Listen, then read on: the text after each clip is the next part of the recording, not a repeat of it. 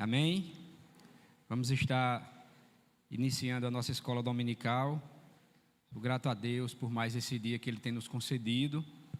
Nesse momento eu também cumprimento aos irmãos que estão em casa, que estarão participando dos seus lares, da nossa escola dominical. A cada um dos irmãos e irmãs que já chegaram, aqueles que ainda estarão vindo à casa do Senhor, para que hoje nós possamos aprender um pouco mais da sua palavra. Então, nesse momento, nós vamos estar orando, iniciando a nossa escola dominical. Logo após, nós vamos ter aqui uma breve meditação. Então, assentados mesmo, você possa curvar sua cabeça, fechar seus olhos. Vamos estar apresentando ao Senhor a nossa escola bíblica dominical nessa manhã. Vamos orar. Pai, nós te louvamos, bendizemos o teu nome, Senhor. Glorificamos a Ti por mais essa rica oportunidade de estarmos aqui na Tua casa, Senhor, para juntos, ó Pai, engrandecermos, exaltarmos e louvarmos o Teu nome. Que Tu, nesta manhã, Deus, possas abrir a nossa mente, o nosso coração, e que a Tua palavra, ela encontre um terreno fértil, ó Deus, onde possa frutificar, e que venhamos, ó Deus, a sairmos daqui grandemente enriquecidos por tudo aquilo que Tu irás fazer nessa manhã.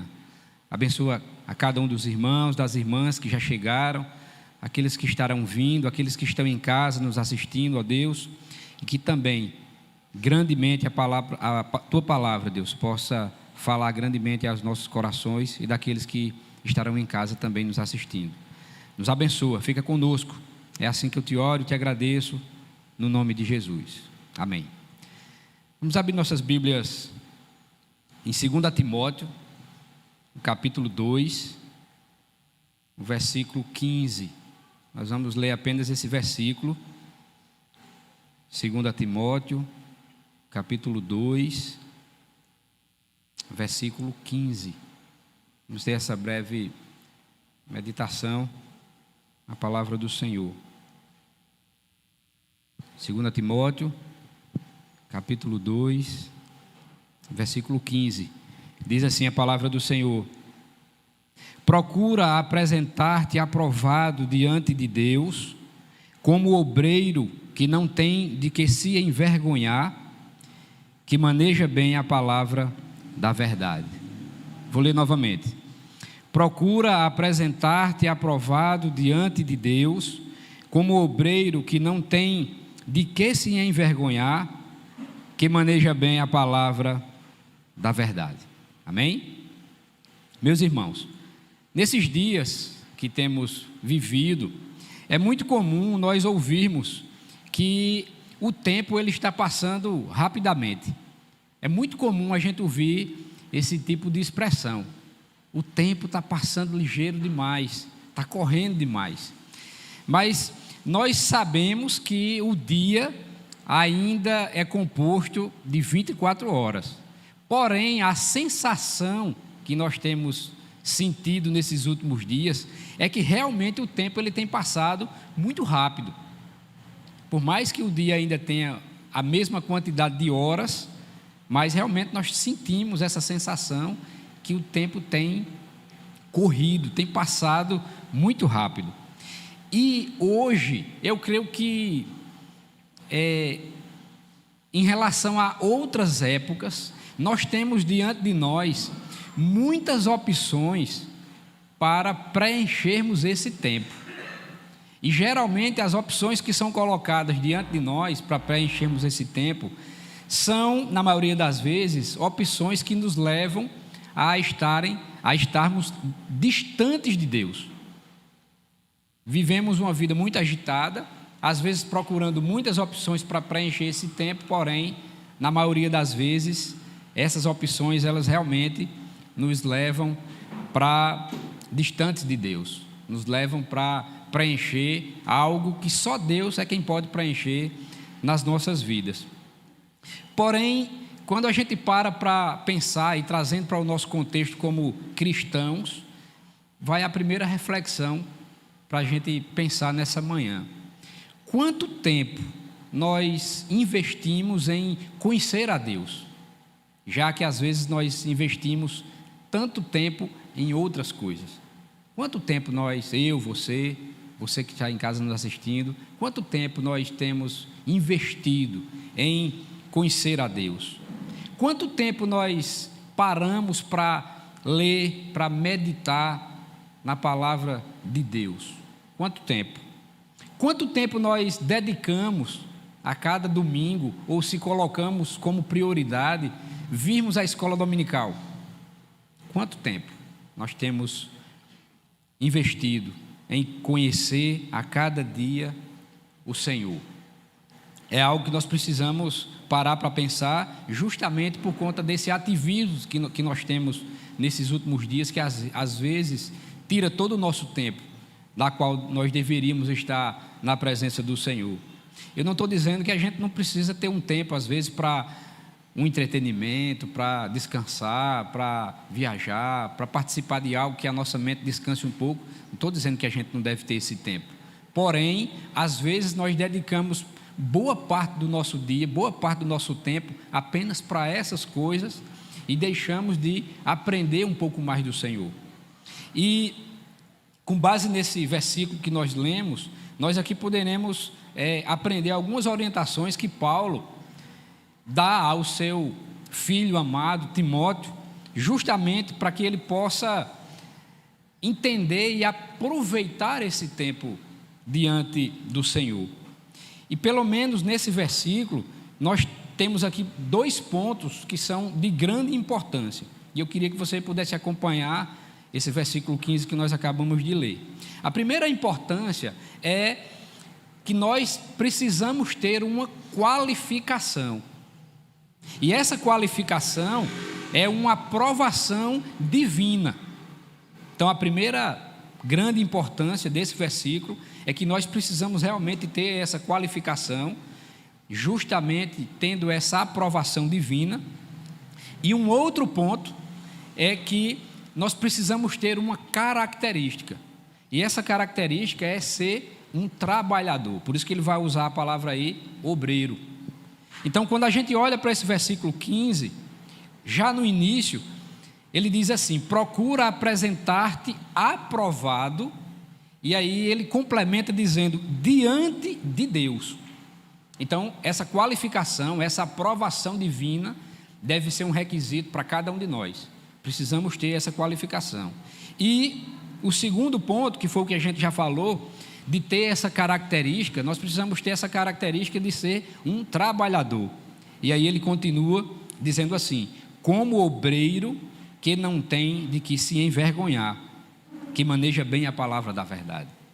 Então, ter essa aprovação divina como qualificação e ser um trabalhador como essa característica de cada um de nós.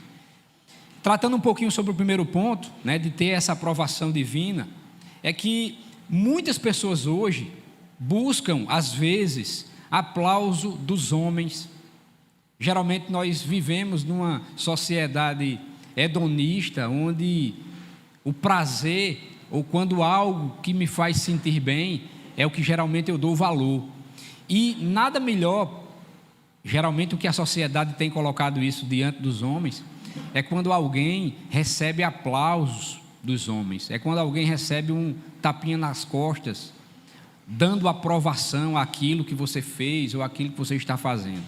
Mas nós esquecemos que o conselho que Paulo dá aqui é que nós devemos ter essa aprovação perante Deus e não perante os homens. Então vai aí a nossa primeira, o primeiro conselho que Paulo dá a Timóteo, que nós devemos aplicar também nas nossas vidas. Essa aprovação tem que ser diante de Deus, é uma aprovação divina. E o segundo ponto, que é justamente essa característica de ser um trabalhador, é que todo trabalhador, ele se prepara para desempenhar bem a sua função. Todo mundo que trabalha aqui, ou que faz alguma coisa, os de casa também, com certeza você se prepara para dar o seu melhor, seja na sua profissão, seja em casa, desempenhando alguma função, em qualquer lugar que a gente vai, que precisa prestar algo a alguém, nós procuramos nos fazer aquilo da melhor forma possível. Se é para a gente se preparar estudando, a gente estuda para se preparar. Se é para a gente fazer algo técnico, a gente vai fazer, para que aquilo ali seja o mais perfeito possível. Geralmente é assim, justamente pelo fato de que eu não quero decepcionar aquela pessoa. Eu não quero decepcionar meu patrão, eu não quero decepcionar o meu cliente, eu não quero decepcionar aquela pessoa da qual eu estou prestando o meu serviço, ou estou passando o meu conhecimento. Eu não quero decepcionar aquela pessoa. Mas aí vai uma outra reflexão. E por que a gente não faz isso para Deus? Por que a gente não se capacita? Por que a gente não se prepara? Por que a gente não investe tempo em conhecer a Deus, já que nós precisamos ser aprovados por Deus? Então, às vezes, a gente investe o nosso tempo para agradar os homens, mas às vezes nós não investimos o nosso tempo para agradar a Deus. E aqui o conselho que Paulo dá é justamente para que nós venhamos a, como obreiro, não nos envergonhar, e nós devemos manejar bem a palavra de Deus. Como é que a gente vai manejar bem a palavra de Deus se a gente mal às vezes conhece, se mal às vezes a gente lê, se mal às vezes nós nos relacionamos com Deus?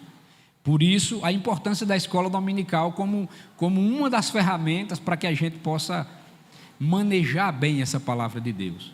É aqui onde a gente aprende, é aqui onde a gente tira as dúvidas. E é porque o tempo é curto, mas como é bom quando a gente aproveita estar na casa do Senhor, num momento como esse, no domingo pela manhã, que poderíamos estar em casa, dormindo, fazendo qualquer outra coisa. Mas aprove a Deus que cada um de nós estivéssemos aqui nessa manhã para aprendermos a manejar bem, cada vez mais, a palavra do Senhor. Por isso devemos entender quão grande é a importância de ser cristão. Ser cristão não é apenas eu levantar minha mão, aceitar a Cristo como único e suficiente Salvador e pronto, e tudo foi resolvido.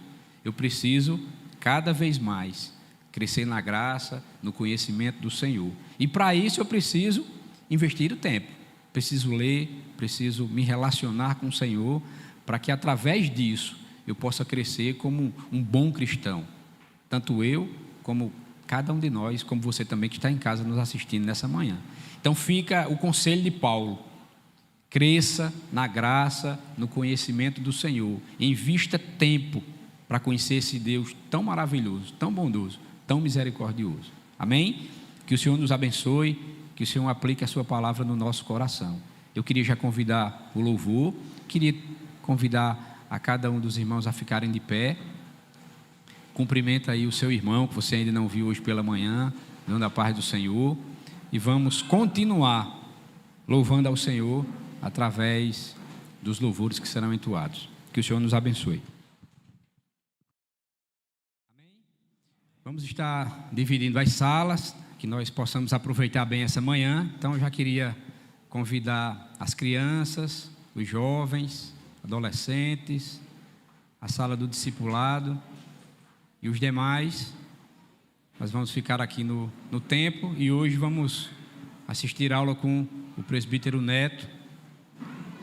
Que nessa manhã Deus possa falar grandemente aos nossos corações.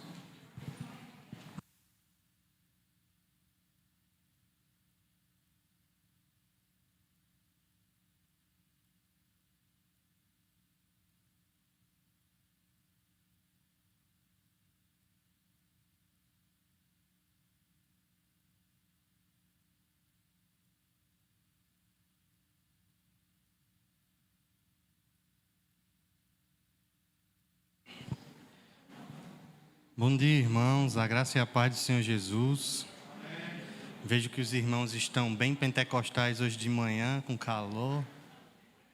Mas o Senhor é a vossa graça. Como diz o pastor Hamilton, isso é bom para vocês saberem o quanto é quente lá no inferno. Então, ter uma pequena noção. Brincadeiras, irmãos. Bom dia a todos, mais uma vez a graça e a paz do Senhor Jesus. É uma grande alegria poder estar aqui com vocês, podendo compartilhar a palavra do Senhor.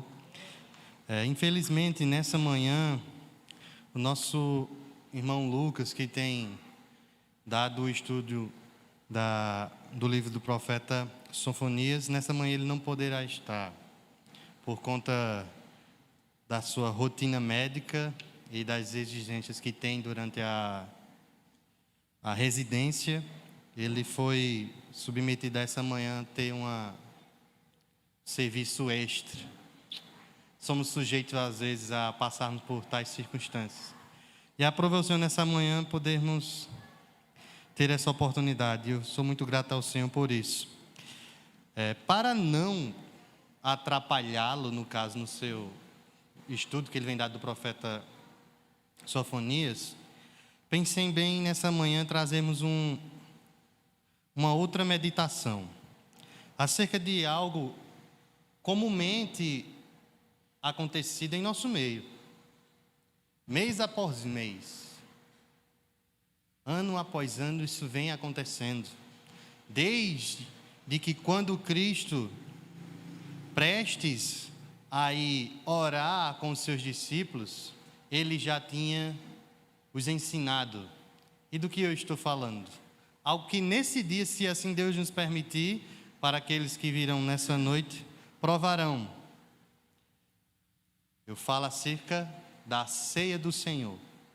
Então, nessa manhã, me propus a poder meditar convosco acerca da ceia do Senhor. Analisarmos os textos bases, que nos dá respaldo a seguirmos tão gracioso sacramento que, dado aos apóstolos, santos discípulos do Senhor, que vem perpetuado durante toda a igreja. E esse sacramento, por um bom tempo, depois do século 3 e 4, que foi muito indagado pela igreja, foi sendo meio que desvirtuado o conceito dela. E que durante a reforma houve uma tamanha mudança, e mesmo assim, após a reforma, esse sacramento foi se consolidando. E irmãos que interpretam o texto do qual iremos ler, têm um certo entendimento. E nessa manhã eu pretendo apresentar os 3 entendimentos ou interpretações acerca da ceia do Senhor. E aplicarmos naquilo que consiste a nossa base de fé como instituição, como igreja, como ação evangélica. Amém? Então, gostaria que você pudesse abrir o texto bíblico na primeira carta aos Coríntios, no capítulo número 11.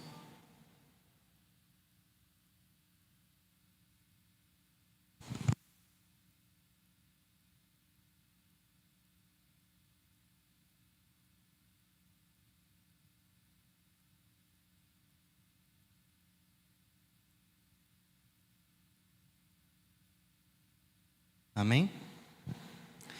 Por se tratando de estarmos na escola dominical, eu recomendo que quem tiver alguma dúvida, levante sua mão, e para que os irmãos que também estão em casa possam ouvir sua indagação, eu vou pedir a alguns dos diáconos que fiquem com o microfone, que a gente pode passar, certo? E quem tiver alguma dúvida, sei que é um tema singular, mas a gente espera em Deus que Ele nos dê sabedoria. Amém? Geralmente, quando...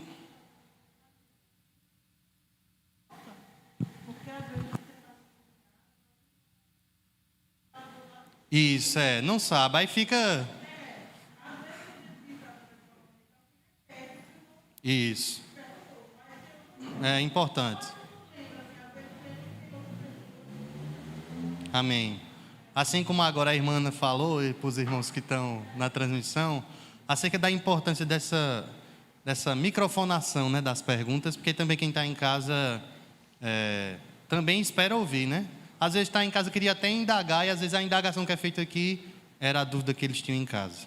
Outra coisa também é quem tiver aí, no YouTube, os meninos aqui da transmissão, e queira também fazer alguma indagação aí no chat. Eu acho que o chat é livre, Daniel? Aí pergunta aí também, se eu não souber agora, eu respondo quando Deus der a oportunidade. Mas O Espírito Santo nos guiará. Geralmente, irmãos, quando nós vamos ler o texto no momento da ceia, como é comum, né, de todos nós, nós começamos a ler o texto a partir do verso número 23, quando Paulo afirma que ele recebeu do Senhor esse sacramento. Só que para entendermos o contexto, que todo texto ele tem um contexto, e todo contexto ele tem um certo pretexto ou algo que gerou esse contexto, tá? Então a gente vai ler a partir do verso 17. E diz assim a palavra do Senhor: Nisto, porém, que vos prescrevo, não vos louvo, porquanto vos ajuntais não para melhor, e sim para pior. Porque, antes de tudo, estou informado haver divisões entre vós, quando vos reunis na igreja. E eu, em parte, o creio.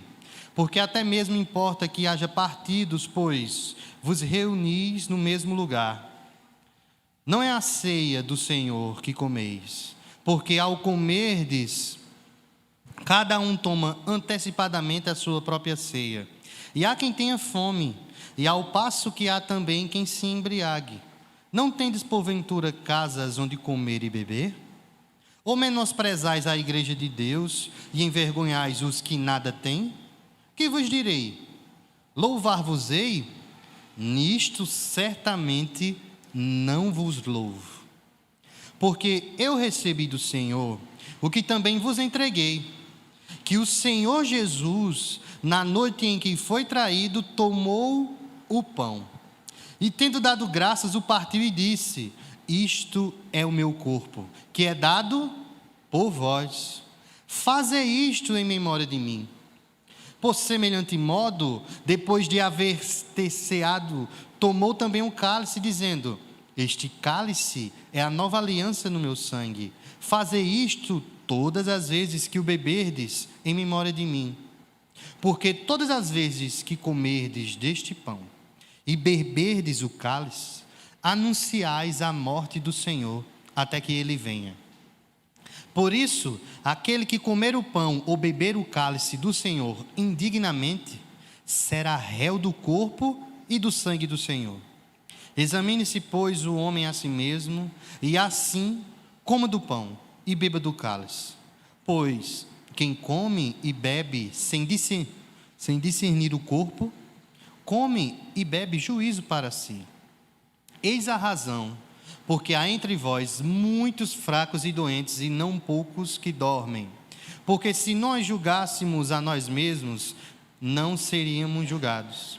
Mas quando julgados, somos disciplinados pelo Senhor, para não sermos condenados com o mundo. Assim, pois, irmãos meus, quando vos reunis para comer, esperais uns pelos outros. Se alguém tem fome, coma em casa, a fim de não nos reunirdes para juízo. Quanto às demais coisas, eu as ordenarei quando for ter convosco. Amém. Vamos orar? Deus bendito e amado, nós te louvamos, ó Senhor, pela tua palavra. E nessa manhã, ó Deus, pedimos ao Senhor a divina iluminação, ó Pai, acerca do sacramento instituído pelo teu Filho Jesus, que nos comanda, ó Pai, a repetirmos, não como ações dúbias, mas com amor e sinceridade, lembrando-nos, ó Senhor, da rica e imensa obra que Ele conquistou na cruz, a nossa salvação. E por isso, ó Senhor, nós te bendizemos, pois entendemos, ó Senhor, que nenhum de nós somos dignos, mas aprova o Senhor nos amar. E por esse amor que o Senhor tem por nós, o Senhor, nós te pedimos, ó Senhor, que o Senhor possa nos instruir nessa manhã, para a honra e glória do teu nome, no nome de Jesus. Amém. A comunicação que existe na humanidade, ela é realizada por meios de símbolos. Símbolos sonoros, símbolos escritos, gestos E essa comunicação irá diferir de cultura para cultura. Nós vamos ver que no Brasil, a partir para algumas pessoas não, mas geralmente a partir das 3 horas, 4 horas da tarde, é comum pessoas se reunirem nas suas casas e tomar aquele cafezinho. Coisa que crente gosta, comer. Mas se você fosse um inglês, como o nosso querido pastor John, né, presidente da nossa igreja, eu não sei se ele trouxe essa tradição da sua cultura, mas nesse exatamente horário mesmo que nós brasileiros costumamos tomar café, lá na Inglaterra eles costumam tomar chá. Chazinho, que tem gente também que gosta. Chá de boldo, chá de camomila. Já se você for para Jamaica, nesse mesmo horário, é costume os jamaicanos fumarem um charuto de maconha. E é cultural. E não há, diante da cultura deles, nenhum problema você ver um homem na frente da sua casa com um charutão lá fumando. O que é que isso nos traz a pensar? De forma alguma, Deus, no ato de, lá em Gênesis, dividir os homens por meio de línguas, né? Cada um ficaria com suas línguas, né? E lá em Babel, todos ficaram falando em outras línguas, assim como o nosso professor que fala outras línguas também, ele é professor de inglês, né? De forma nenhuma, Deus quis retirar do homem essas relações e comunicações culturais. Porque, de fato, é por meio disso que as sociedades se formam e se comunicam entre si. Nós estamos diante de um texto onde um judeu, comissionado por Jesus Cristo, anuncia o evangelho da graça de Deus a gregos, a gentis, a pessoas que não têm nenhum costume judaico. Tendo em vista que padrões de vestimenta, padrões de relação entre homens e mulheres e filhos, padrões de alimentação, tudo era distinto entre judeus e gentios. Na nossa própria nação, nós temos uma grande distinção entre regiões. O pessoal lá do sul gosta de tomar chimarrão, uma bebida feita de erva mate lá, quente. Por quê? Porque lá é frio. Já no norte, lá na região do Pará, os paraenses gostam de tomar tererê. Pegam a mesma erva e agora, ao invés de tomar com água quente, tomam com água gelada. Incrível. Numa mesma nação. E o que é que isso tem a ver com a ceia do Senhor? Se tratando de símbolos culturais, nós vemos que há vários símbolos culturais, da qual o próprio Jesus tomou para si, para poder comunicar-se com os seus. Quando Jesus chega diante da mulher samaritana e pede água para ela, e ela diz: tu és judeu e pede água a mim? Aí Jesus, qual é a resposta de Jesus? Mulher, se tu soubesses quem te pede água, tu pediria a ele e ele lhe daria água viva. A água que a mulher falava, que Jesus estava pedindo a ela, é a mesma que Jesus quer ofertar à mulher? Não. Então, o símbolo cultural, água, em 2 versos se difere. Semelhantemente, na ceia, nós temos um grande símbolo. O pão e o vinho e o corpo de Cristo. Todos entenderam? para a gente poder mais ou menos compreender esta dificuldade de assemelharmos símbolos, na missiologia, no estudo de missões, o entendimento acerca da cultura é muito importante. Muito importante. Porque ao anunciarmos o Evangelho a certas comunidades, a certas culturas, de fato o Evangelho ele não pode jamais estar abaixo da cultura, como se a cultura do homem, criada pelo homem, influencie no Evangelho, de forma alguma, porque o Evangelho é supracultural, está acima de toda a cultura, porque ela não vem dos homens, ela vem de Deus, está sobre todo o relacionamento e sociedade criado pelo homem.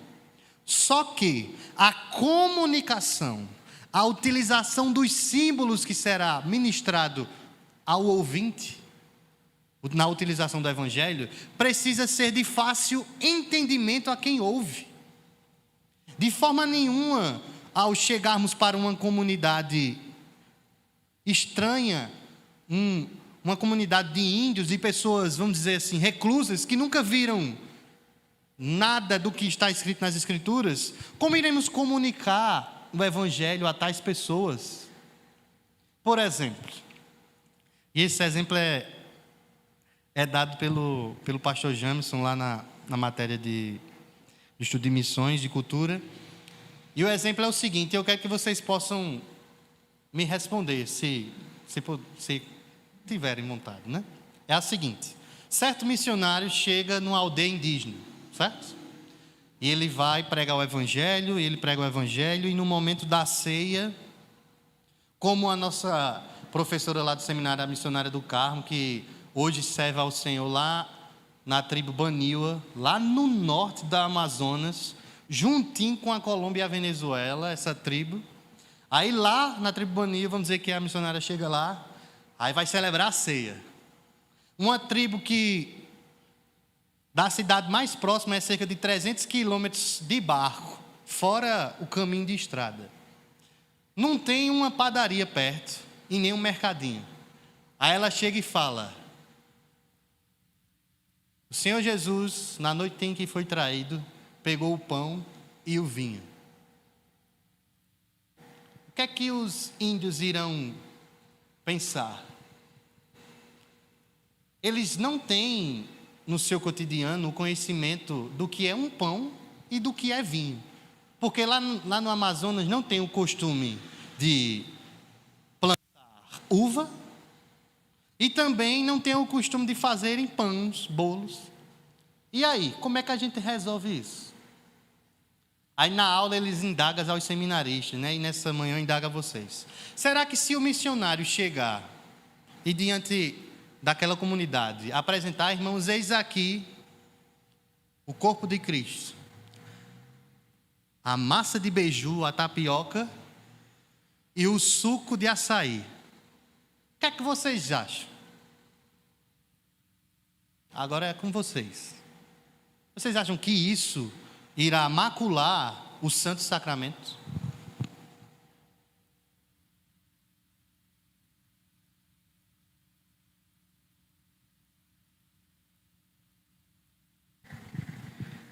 A paz. Amém. Na realidade, a gente sabe que aqueles alimentos ali são o que eles utilizam na cultura deles. Exatamente. E de forma alguma isso vai atrapalhar a Santa Ceia do Senhor. Porque para nós aqui, como é o suco de uva e o pão, nessa região, é também um símbolo representando como lá também é. Isso não vai interferir. Muito bem, amém. Claro que no sertão o povo sabe o que é suco de uva e pão. Mas vamos dizer que logo no início, quando chegaram os primeiros missionários, chegassem a dizer, fosse fazer a ceia e dissesse: eis aqui a pamonha e eis aqui o café. Eles iriam entender? Iriam, porque faz parte da sua cultura. O problema é quando esses símbolos maculam o que é essencial, o que é de essência. E muitos têm maculado esse sagrado sacramento, mesmo conhecendo o pão e o vinho. Por exemplo, um missionário que chega para pregar a palavra do Senhor lá no norte, no extremo norte, lá nos Esquimós. Antigamente, quando não tinha televisão nem celular, possivelmente um esquimó nunca tinha visto um cordeiro, porque cordeiro não se cria no gelo. Mas se por acaso um missionário chegasse lá e falasse: o Senhor Jesus, ao invés de ser o cordeiro de Deus, é a foca de Deus, eles iriam entender? E aí? Para nós, quando a gente ouve assim, mas rapaz, dá aquela sensação, né? Tá meio que maculando. Mas só que entendam, irmãos, a pregação do Evangelho precisa ser audível. E os que ouvem precisam entender. Então, o que é que estava acontecendo aqui em Coríntios? É comum para os teólogos que essa primeira carta que nós estamos a ler seria de fato uma segunda carta de Paulo, porque nessa carta aqui de 1 Coríntios, ele está respondendo questões que foi enviada ao apóstolo na primeira carta. E existe essa possibilidade nos primeiros capítulos, na verbalização que o apóstolo usa no texto original, da qual há essa tendência de que eles tinham perguntado ao apóstolo, e ele começa a responder. E ele responde várias questões de vários problemas que havia nessa igreja. Essa igreja era uma igreja extremamente espiritual, só que não. Tinha dons. A igreja era rica em dons. Ela é tão rica em dons que os irmãos não deixavam nem a liderança pregar o evangelho, de tantos dons que eles tinham. Muitos falavam em outras línguas, muitos interpretavam, muitos queriam profetizar ao mesmo tempo. Aí Paulo fala: espera aí, vamos ter uma ordem. Na cultura judaica, na sinagoga, só apenas um fala, o que está com a lei na sua frente, e todos ouvem. Na cultura grega, não. Todos falam, todos têm a oportunidade de falar. Um argumenta, silencia, outro fala, mas na cultura judaica, não. E nós precisamos entender que a fé cristã veio por meio desses homens. Quantos discípulos de Cristo nós tínhamos? 12. Quantos eram judeus? Os 12. Jesus, judeu. A descendência de Jesus, hebraica, toda judia. Todo esse contexto influencia na pregação do evangelho, e Paulo sabiamente sabia como pregar o evangelho a quem não era judeu. Ele, sendo judeu, o que foi que ele fez na sua segunda viagem, quando ele encontra com Timóteo? Timóteo era de descendência grega, gentia. Mas sua mãe e sua avó eram judia. Ou seja, por ter um pai grego, ele não era literalmente judeu de sangue puro. E por ele ser gentil, não necessitava mais ele circuncidar-se. Porque em Cristo a circuncisão foi abolida. Porque hoje a circuncisão que ele opera em nós é no coração. Mas para Timóteo poder pregar também aos judeus, o que é que Paulo faz? O circuncida. Para poder estar apto para pregar a tais comunidades, ele se prepara para isso. Hoje, no campo missionário, para pregar a aldeias remotas, missionários passam anos para aprender a língua, para aprender a cultura, para ter autoridade de quando for falar, o evangelho não seja maculado, Por exemplo, há um caso na África, onde uns missionários americanos foram até uma aldeia e pregaram o evangelho, e foi mover do Senhor, e muitas pessoas se converteram. Só que era uma aldeia muito pobre, e por ser muito pobre, as mulheres de lá apenas vestiam saias, não usavam blusas, por serem tão pobres. E na ministração da pregação da palavra, as pessoas vinham para a igreja desta maneira. Algo foi que aconteceu? Constrangidos por conta dessa cena, várias mulheres vindo para a igreja só de saias, sem nenhuma veste por cima, as mulheres dos pastores se reuniram e compraram blusas para essas mulheres e as deram. E tal intenção foi extremamente bondosa, porque elas queriam que essas mulheres não viessem despidas e pudessem estar à vontade no culto. Só que, quando eles presentearam as mulheres com essas blusas, as mulheres deixaram de vir para o culto. E elas, preocupadas, foram saber o porquê. E ao chegar, ouviram das mulheres o seguinte: que não iriam mais para o culto, porque elas tinham dado aquelas blusas para elas vestirem, porque na cultura delas, as mulheres que usam blusa são prostitutas. Porque só as prostitutas tinham dinheiro para comprar blusas para vestirem. E as mulheres honrosas, né? Mulheres que eram casadas e que temiam, né? E se submetiam aos seus esposos, não usavam blusas justamente por isso. E agora, irmãos? O que fazer? Vocês percebem quão difícil é? Por isso, uma grande preparação necessita para a pregação do Evangelho. Claro que nós não vamos ter um compêndio gravado na nossa mente para podermos dizer que Jesus salva. Mas existem circunstâncias que é necessário um preparo. Então chega Paulo, altamente preparado para os gentios, para os gregos em Corinto, e diz: irmãos, é costume de vocês se reunirem para se alimentar. Só que vocês estão maculando o santo sacramento do Senhor. Por quê? A ceia do Senhor, quando era celebrada, não era celebrada como é nos nossos dias. Nós hoje, na liturgia da nossa igreja, celebramos a comunhão na ceia mensalmente. Na época do apóstolo Paulo, era quase que diariamente. Olha que maravilha.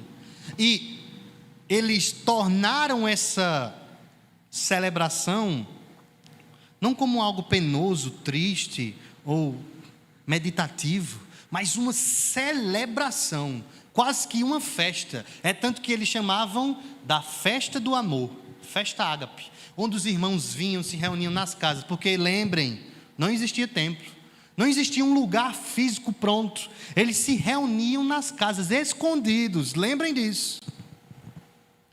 E ao chegarmos na casa, cada um trazia uma porção de alimento. Os irmãos que tinham mais condição, traziam, vamos dizer, nos nossos dias hoje, né? Carne, que é um negócio raro, né? Outros que aí trazia frango, outros trazia ovo, outros trazia farofa, outros creme crack. Enfim, estou parafraseando o nosso contexto, mas eu acredito que vocês estão entendendo. Quem tinha condição, trazia a mais. E quem não tinha condição, às vezes nem levava. E qual é a instrução dos apóstolos do Senhor?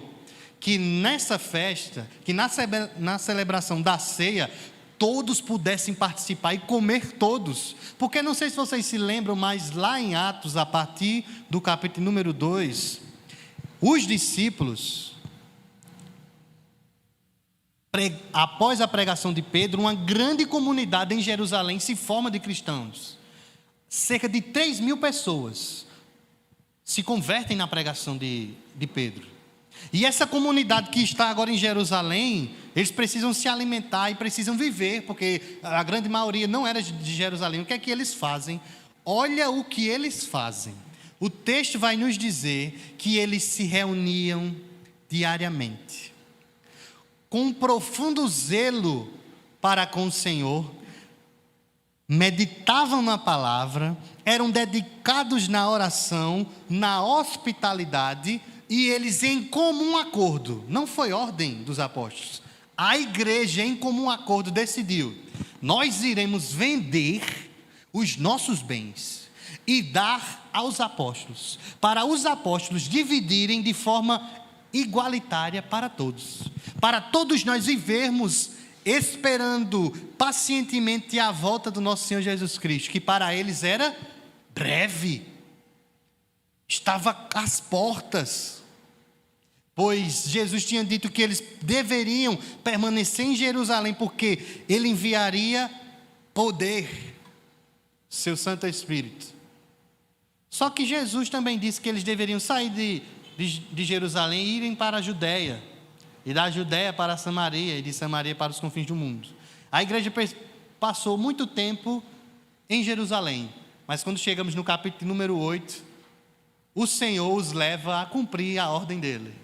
E há uma grande perseguição, e eles saem de Jerusalém, fogem para a Judéia, outros para a Samaria, e agora nós estamos lendo um texto, da qual Paulo está no outro lado do mundo para ele, já estava na Europa,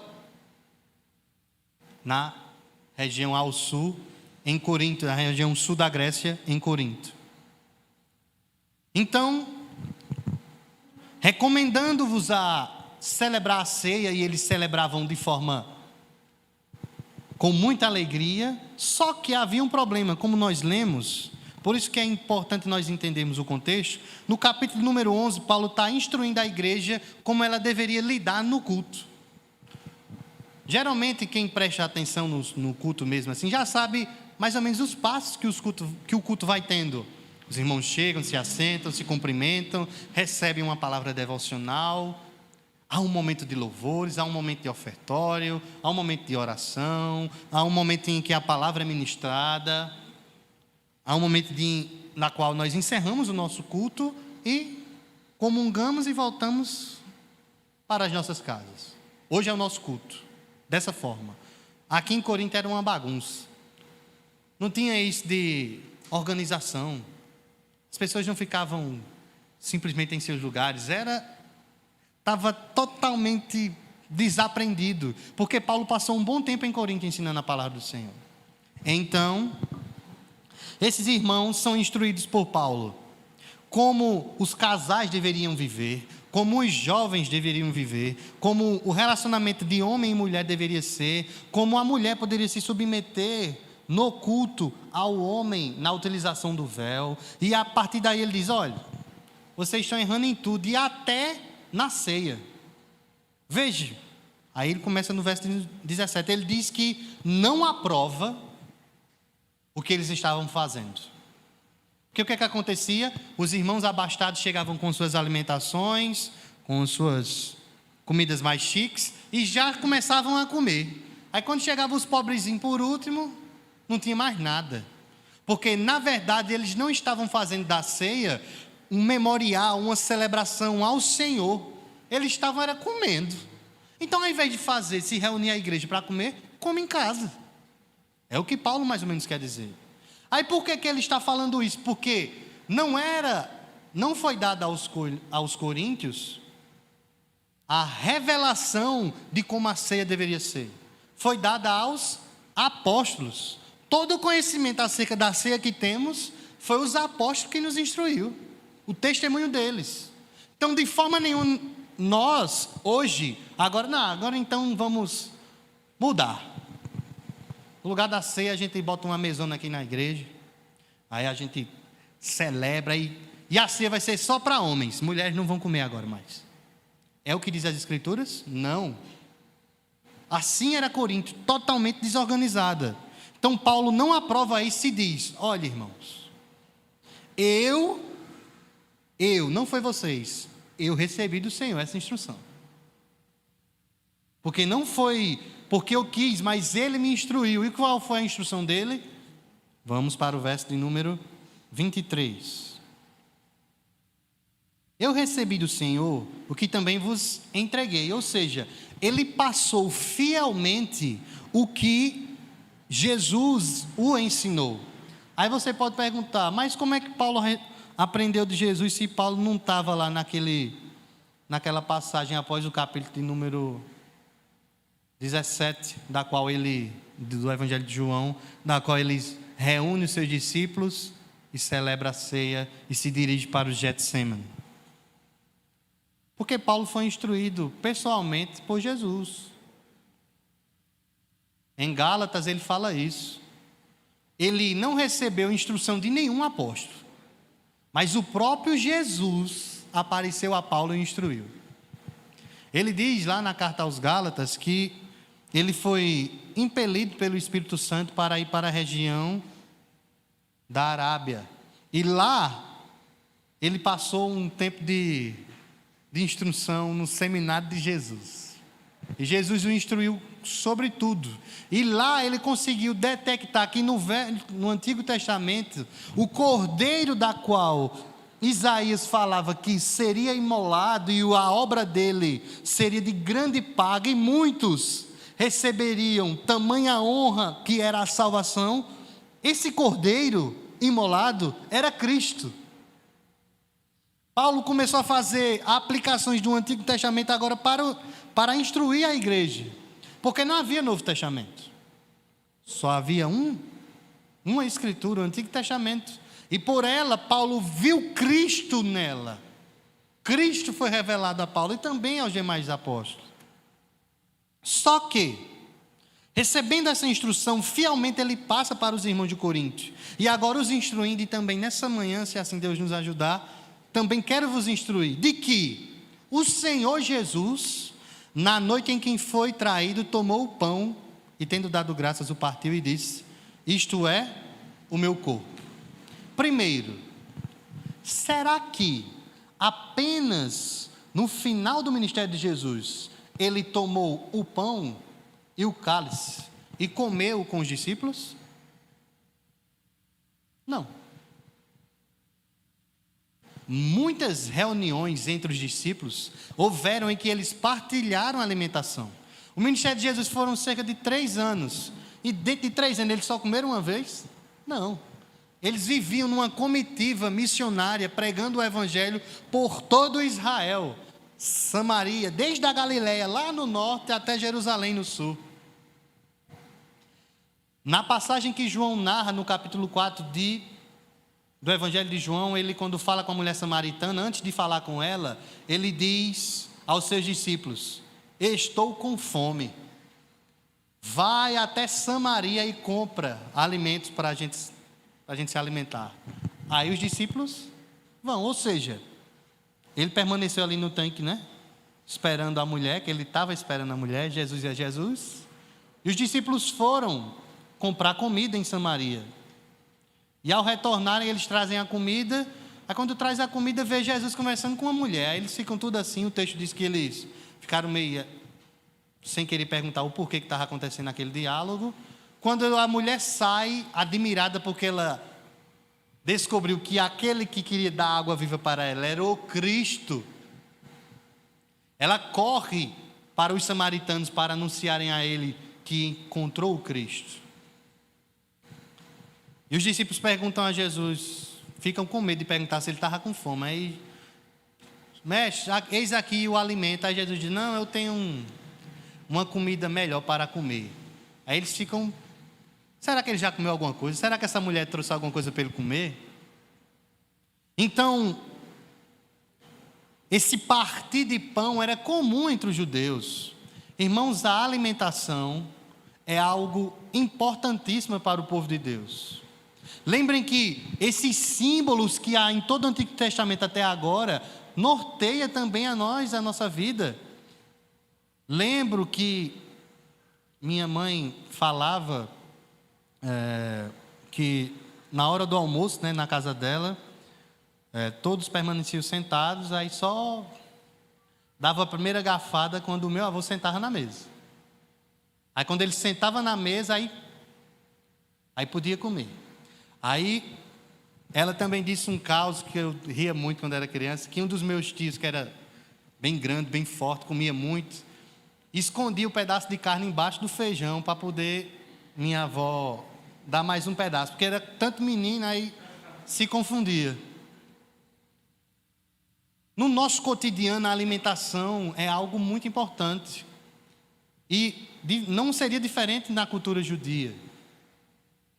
Para os gentios e muitos pagãos, a alimentação não era algo de se louvar ao Deus Criador. Não, eles tinham deuses. Os gregos criam que essa fertilidade, aquilo que vinha da terra, só viria se eles sacrificassem ao Deus que eles acreditavam. E nesse sacrifício, se eles não fizessem, eles passariam por fome, não haveria chuva. Irmãos, as Escrituras nos diz que o Senhor nos dá. E Ele não dá apenas aos seus filhos. A chuva cai sobre todos. O sol brilha sobre todos. Porque Deus mantém a sua criação. Se esse Deus, que nunca deixou um passarinho passar fome, se esse Deus que criou a erva do campo, que é mais bela do que as vestes do rei Salomão, quanto mais a nós, as primícias da criação. Então, a alimentação, que é algo importante, Cristo utiliza ela para nos trazer a pensar a grande obra que Ele iria realizar para nós. Porque no ato do comer, no ato de partir o pão, que era comum na alimentação judia, que era o pão, dependendo da época, era pão azedo, um pão amargo, para lembrar os tempos do Egito. Era um pão que não é como o nosso francês assim redondo, né, que tem fermento e enche. Era um pão batido, parecia um prato grandão, queimado no fogo de lenha. Aí cada um pegava uma migalhinha. Não é como hoje não, que a gente come um pratão de feijão com arroz. Eles comiam pouco, irmãos, porque não tinha água. Era algo muito escasso. Se a gente for lá no sertão, você chegar numa casa de uma pessoa humilde, com certeza vai ter alimento. Mas sempre, como é do nosso costume, né? Sempre com uma aguinha a mais no feijão para todos poderem comer. Às vezes tem mais água do que caroço. Mas todos sairiam daquela casa alimentados. O pão, que Ele mesmo utiliza o pão como um símbolo para nos explicar a sua missão, Ele é o pão de Deus que desceu do céu para nos dar vida. E esse povo entendia o que era um pão que desce do céu, pois os seus pais provaram do maná, porque no tempo do deserto, irmãos, foram 40 anos comendo pão, sem nenhuma padaria por perto, sem nenhum fogo. Todos os dias, pela relva da manhã, o maná estava lá. E mais, eles não podiam, durante a sexta-feira, pegar uma quantidade sobre a mais, porque no sábado nenhum deles poderiam ir até fora das suas tendas e pegar o maná. Primeiro, porque o maná não caía durante o sábado. E a quantidade de maná que caía na segunda era diferente da sexta, porque na sexta era a quantidade para a sexta e para o sábado. Irmãos, que coisa maravilhosa, o Deus que supre exatamente o que necessitamos. Então agora o Deus Todo-Poderoso envia o seu pão para nós, Jesus Cristo, e agora na ceia Ele faz: meus irmãos, meus filhinhos, eis aqui o pão de Deus diante de vocês. E Ele parte o pão e diz: esse pão é o meu corpo.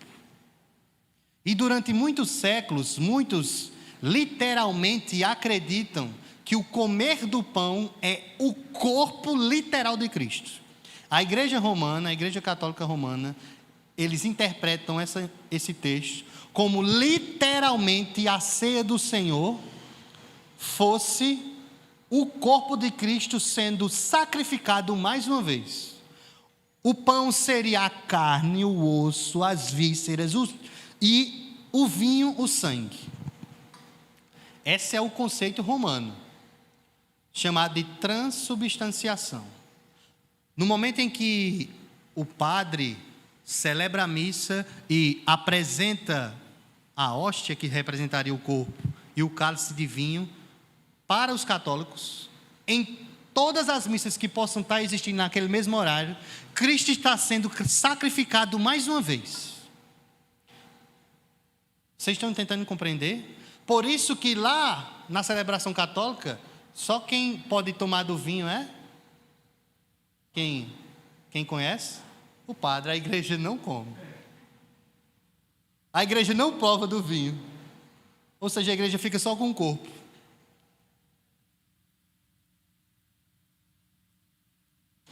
Por isso, durante a reforma, foi revisto esse conceito da ceia. Porque precisamos entender que essa instrução foi dada por Cristo. E olha as palavras que Cristo nos diz. Tendo dado graças, o partiu e disse: isto é o meu corpo, que é dado por vós.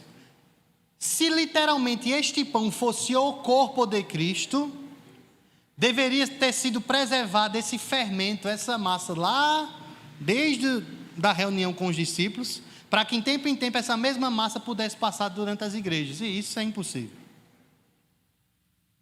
O que Cristo quer dizer é o que ele diz nesse verso de número 23, de número 24. Fazer isto em memória de mim. Só que, irmãos, a celebração da ceia, de forma alguma, pode ser para nós como uma ação expiatória. Para o romano, prestem atenção a isso, certo? Para o romano que eu digo é a Igreja Católica, a celebração da ceia é um novo sacrifício de Cristo. E nós aprendemos lá em Hebreus que ele fez um sacrifício só e suficiente. Mas para alguns cristãos, tendo esse resquício de conhecimento católico e querendo misturar com o conhecimento bíblico judaico, eles às vezes querem fazer da ceia como um momento expiatório de seus pecados. Então eles vêm para a igreja. Quer dizer, eles não vêm para a igreja. Aí no dia da ceia, eles vêm para a igreja. Aí no dia da ceia, no momento do ato lá, quando o pastor toma a voz e anuncia o texto que nós lemos, aí ele pega o pão em suas mãos e a ceia. Ele ora ao Senhor para que Deus retire dele todo o pecado dele, para que ele pede perdão de tudo que ele cometeu durante o mês inteiro. Aí começa: Senhor, eu fiz isso. Senhor, perdoa porque eu pensei isso, porque eu falei isso. Senhor, pelo amor de Deus, tenha misericórdia, porque se eu pegar esse pão aqui e comer, eu posso ser fulminado aqui mesmo. Então ele pede a Deus: Senhor, me livra agora, senão, meu Deus. Por isso que muitos às vezes vêm até para o culto de ceia e nem ceiam, porque se acham tão indignos e tão imerecidos que preferem ficar sentados. Então muitos entendem que a celebração da ceia é um ato expiatório, da qual, semelhante aos judeus, iam, apresentavam a sua oferta e voltavam em paz para casa.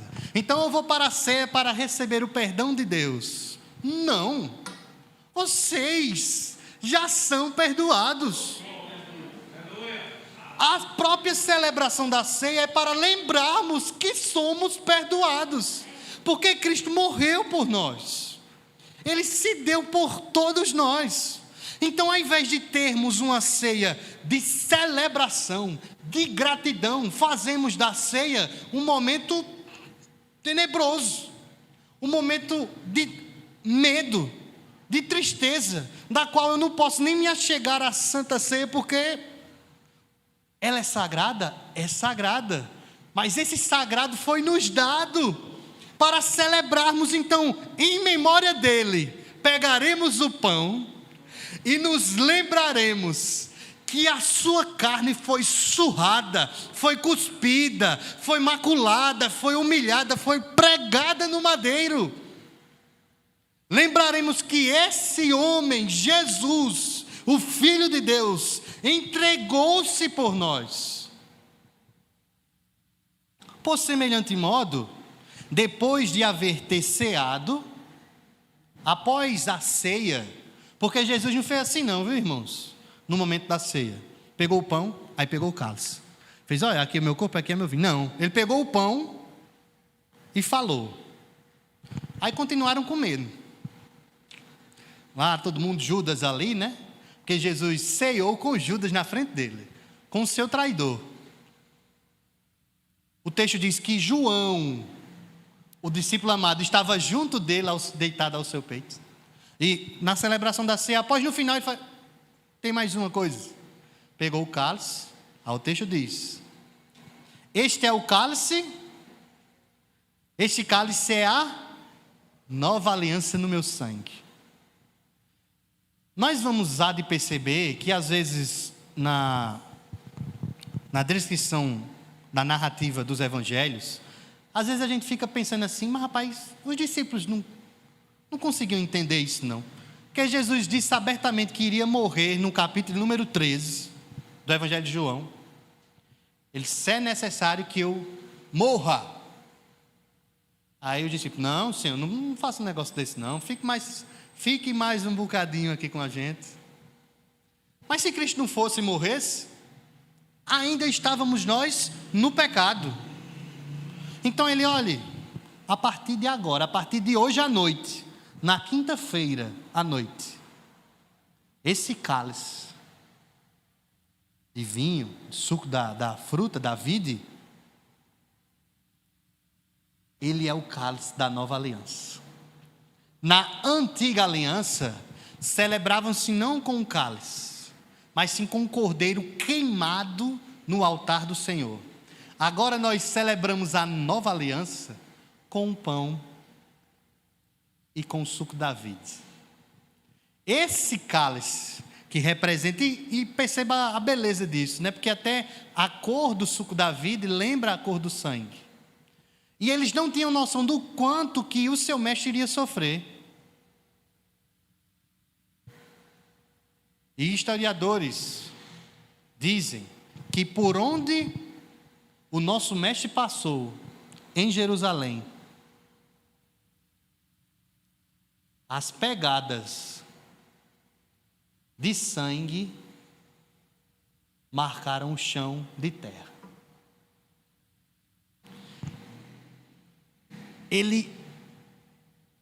O texto lá em Lucas diz que ele suou sangue, ao ser surrado, molestado, totalmente destruída a sua carne pelos romanos, ele banhou aquela cruz de madeira com o seu sangue.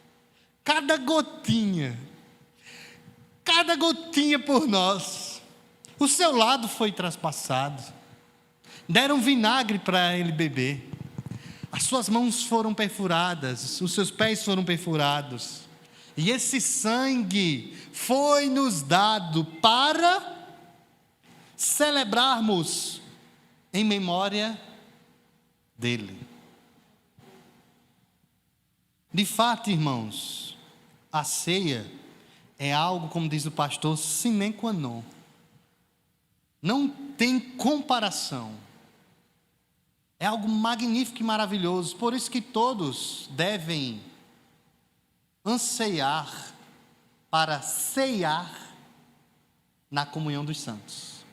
Aí por quê que na nossa cultura, na nossa liturgia, apenas os crentes e batizados ceiam? Por que todo mundo não pode cear?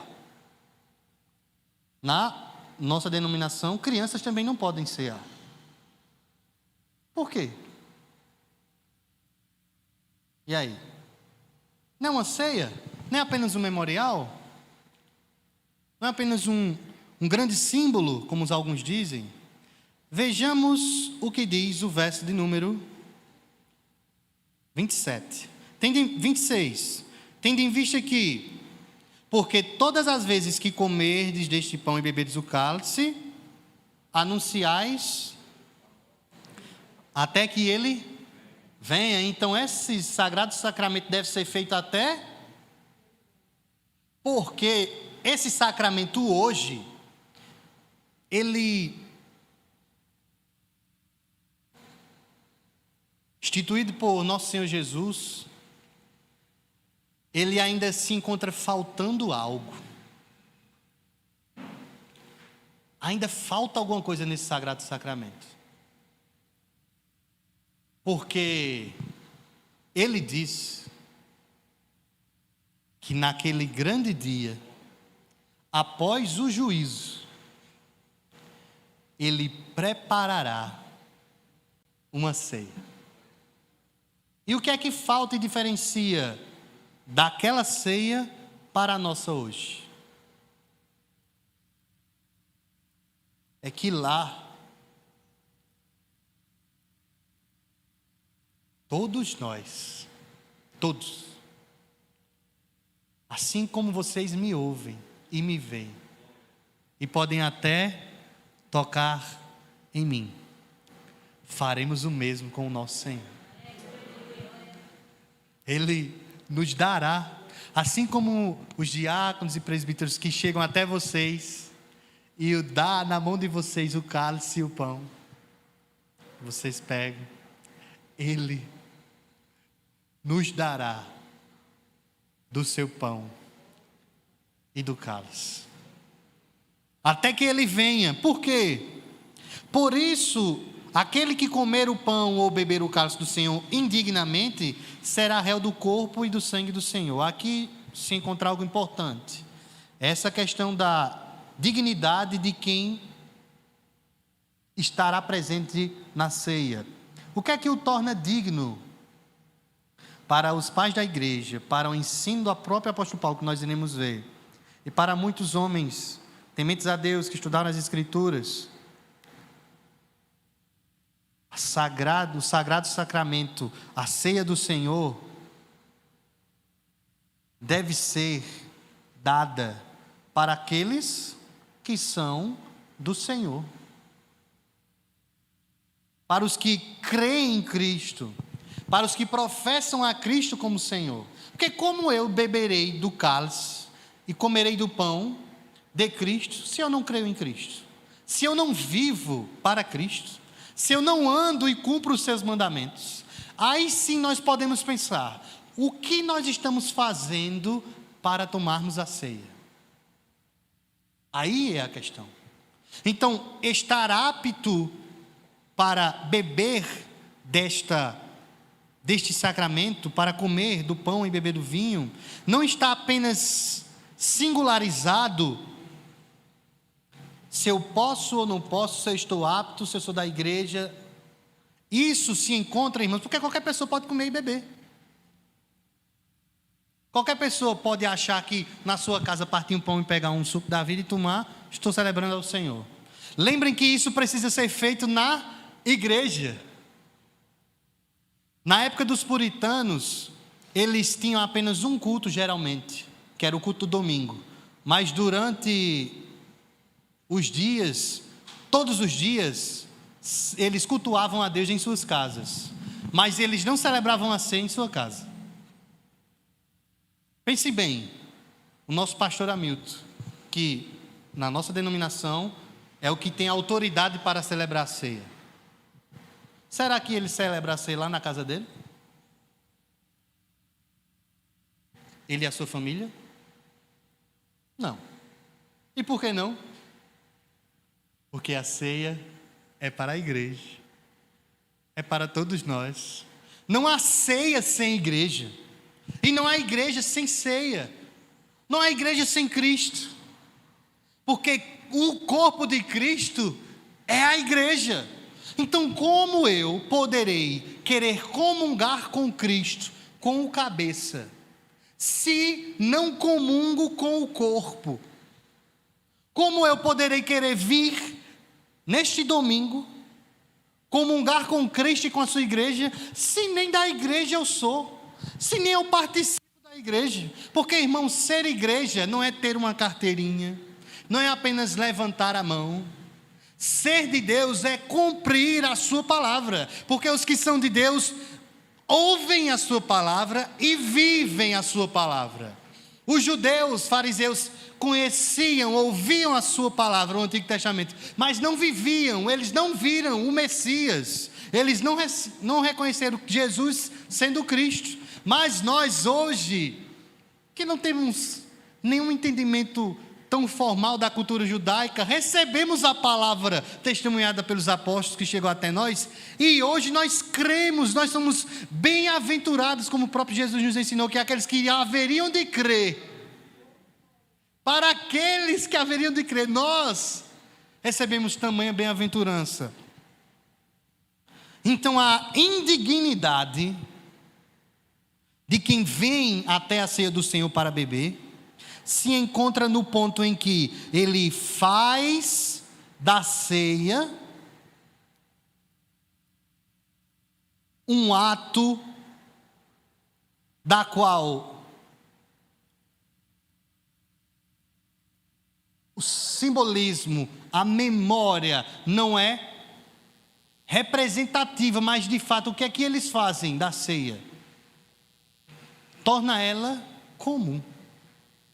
Menosprezam a ceia, rejeitam a ceia.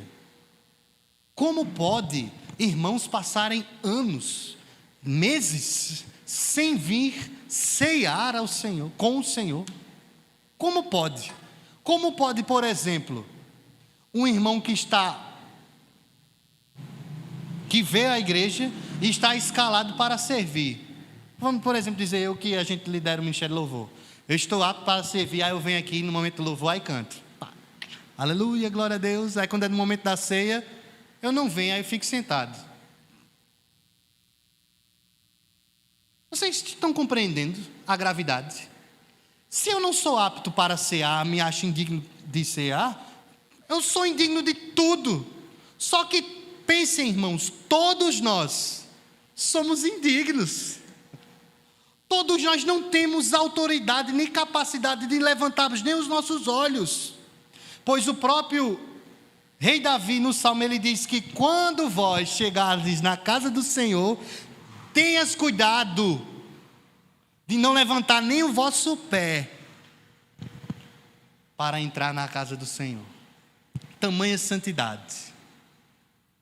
Por isso, irmãos, que a ceia do Senhor precisa sim termos um santo temor, pois estamos diante de Cristo, Ele estar em nosso meio espiritualmente. O irmão quer?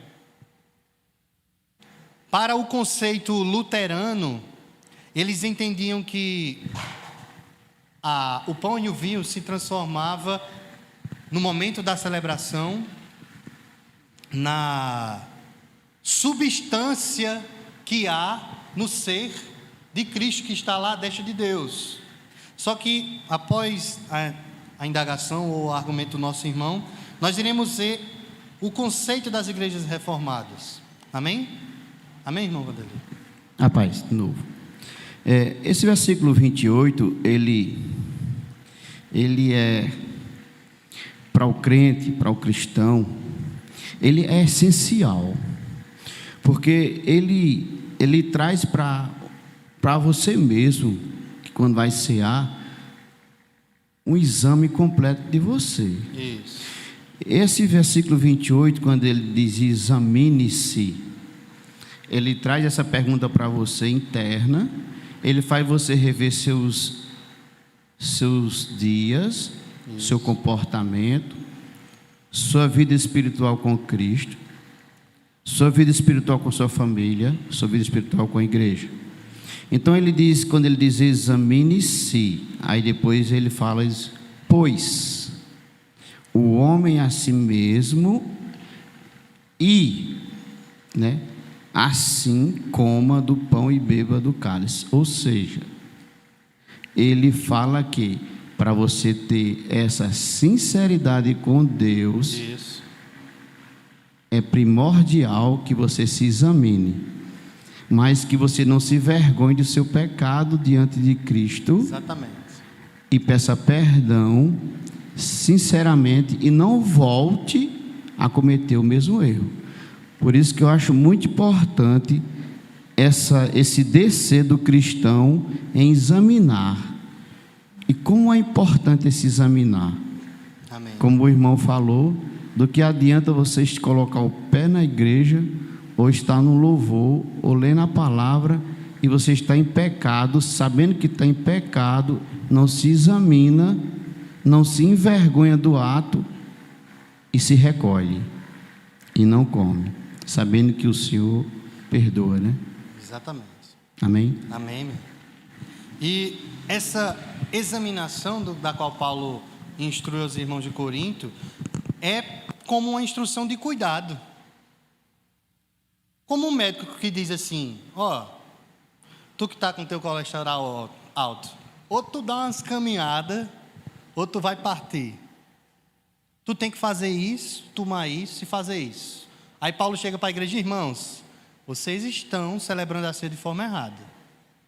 Vocês precisam examinar-se, analisar, porque o que gera para aqueles que celebram a ceia de forma indigna, o próprio Deus, não é Satanás, nem o diabo, não é Deus. Deus os irá, instruir de forma amorosa, levando-os à enfermidade ou até mesmo à morte. Porque, irmãos, o nosso Senhor continua sendo santo. E permanecendo santo como Ele é, jamais permitirá que o seu santo nome seja maculado. Por nenhum. O autor da carta aos Hebreus, no capítulo número 10, ele vai nos instruir que para com aqueles que receberam o Evangelho, creram no Evangelho, e crendo no Evangelho, permanecem pecando contra o Senhor, ele diz que para esses que creem, que dizem que afirmam que creem no Evangelho e permanecem subjugados ao pecado, eles estão maculando o sangue de Cristo. É como se eles estivessem pisando. E não sei se vocês já viram, eu já vi, né? Minha avó costumava a fazer a galinha na cabidela, no sangue.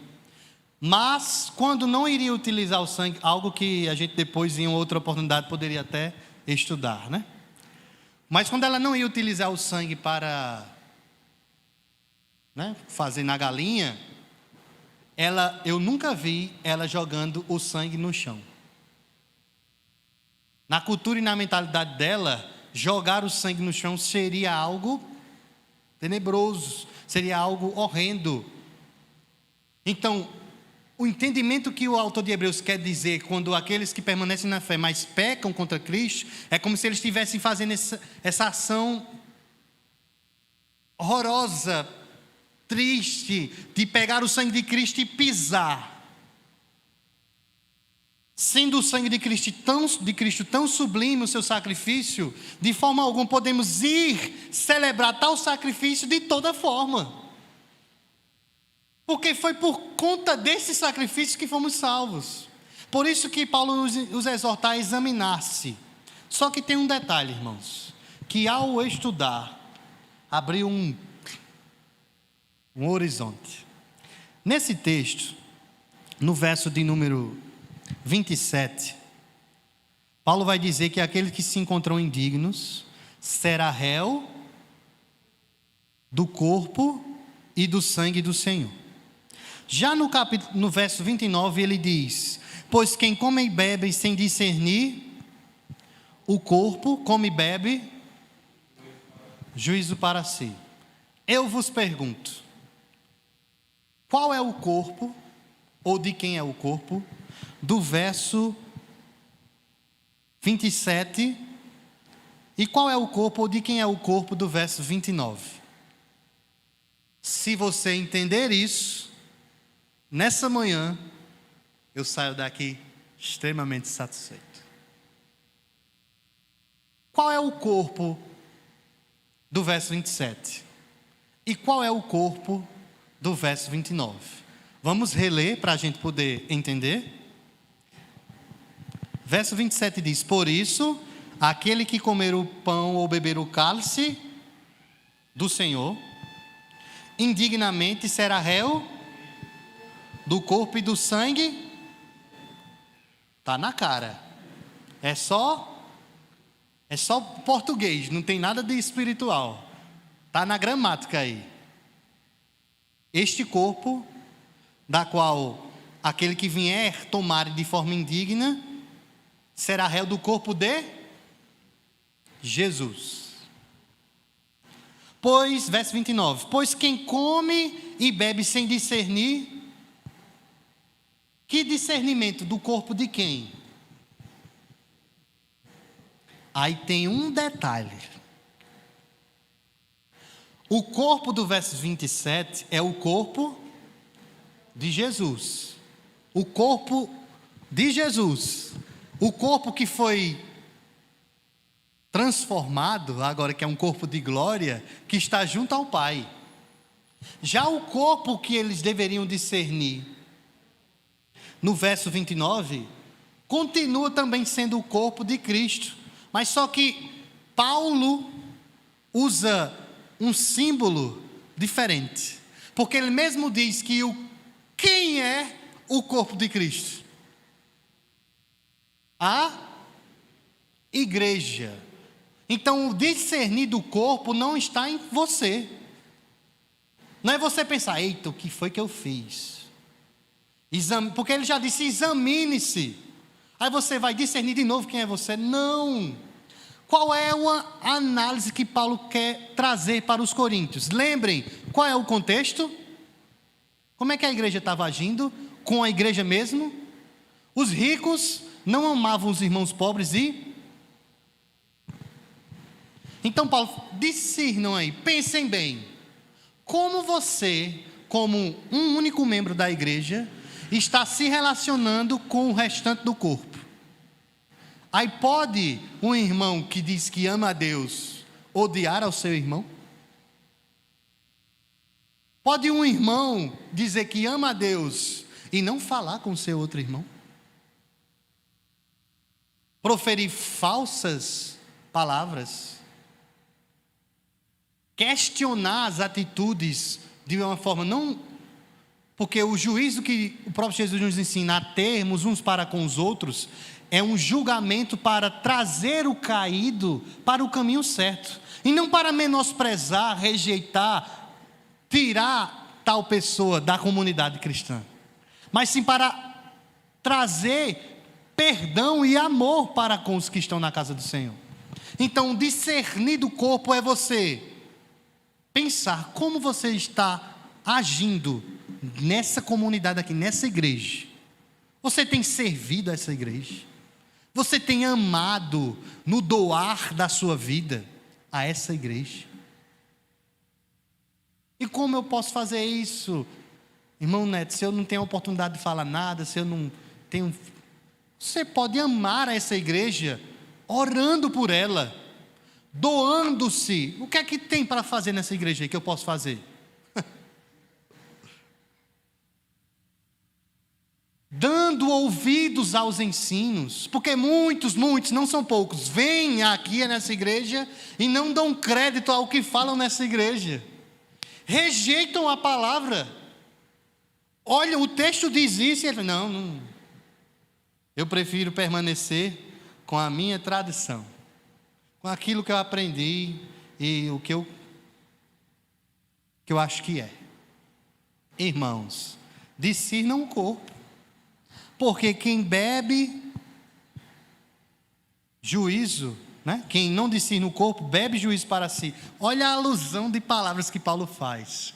Se você não discerne o corpo, se você não tem não percebe a forma como você tem vivido no corpo de Cristo, você está bebendo juízo.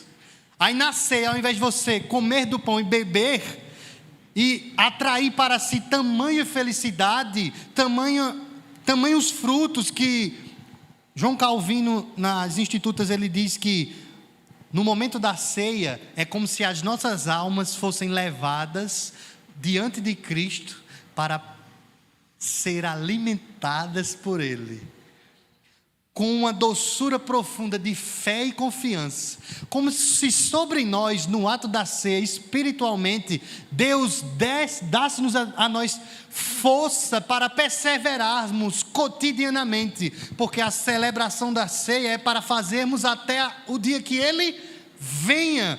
E no ato da ceia, na celebração da ceia, nós estaremos comungando uns com os outros, fortalecendo uns aos outros, e não julgando uns aos outros, rejeitando uns aos outros, desprezando uns aos outros, pois isso era o que acontecia em Coríntios.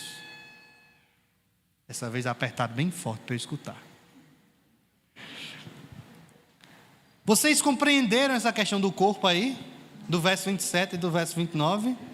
Por isso, irmãos, por favor, eu vos recomendo, quando ceardes ao Senhor, venham com uma profunda alegria diante do Senhor, porque vós já recebestes o perdão de Deus.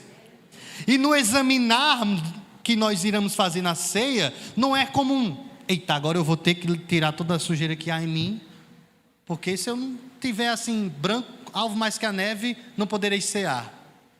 De fato precisamos nos examinar, porque há ações nossas da qual nos torna indignos. Por exemplo, para finalizarmos, adultérios, coisas que são contrárias à parábola do Senhor, adúlteros, homicidas, ladrões, todos aqueles que descumprem o mandamento do Senhor são indignos de provarem da ceia. Ou seja, qualquer atitude que eu tome que externamente afeta o corpo me torna indigno. Mas cada um de nós sabemos que há pecados em nós, pensamentos, às vezes palavras, desejos que o outro não vê. A esse pecado examine-se e arrependa-se desse pecado. Deixe no altar do Senhor e receberá do Senhor perdão. Portanto, nessa noite, quando na celebração da ceia, o nosso pastor levantar o pão e o cálice, lembre de Cristo, lembre que Ele lhe amou, de que Ele lhe perdoou, e celebraremos ao Senhor com toda alegria e louvaremos o seu santo nome. Que assim seja para todo sempre, para a honra e glória do Senhor Jesus, pois Ele é digno de todo louvor. Amém? Alguém ficou com algum questionamento ou teve algum aí, Daniel? Então que assim Deus faça a sua vontade sobre nós, e se assim Deus permitir, na próxima semana retornaremos ao estudo do livro do profeta Sofonias, se Deus quiser. Aproveitando o momento que eu já sei que só tem 2 minutos, eu queria pedir oração aos irmãos. Na próxima semana, o ministério da nossa igreja, o Ministério Graça, a gente estará viajando lá para João Pessoa, para concluir, se assim Deus permitir, a gravação, para que Deus possa nos direcionar, nos livrar de todo mal, que as pistas lá para o lado de João Pessoa estão meio esburacadas, para Deus nos livrar de todo mal. Amém? Então, eu agradeço a todos, que Deus possa vos abençoar no nome de Jesus.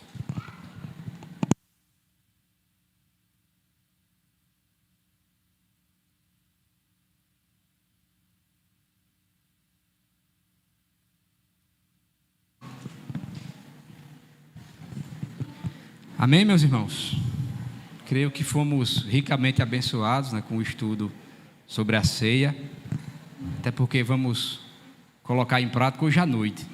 Aproveitando, eu queria já lembrar aos irmãos que estão aqui, os que estão em casa, que vierem à noite para a ceia, que possam trazer o quilo de alimento, para a confecção das cestas básicas. Então, assim que você chegar em casa, você já coloca de lado da sua Bíblia o seu quilo de alimento, para não esquecer quando vier à noite trazer. E você que está em casa, já deixa aí também separado, junto à sua Bíblia, o seu quilo de alimento. E aí, quando você vier à noite para participar da ceia, também não esquecer de trazer o alimento, porque vai chegar a muitos lares e abençoar muitos irmãos e irmãs. Amém?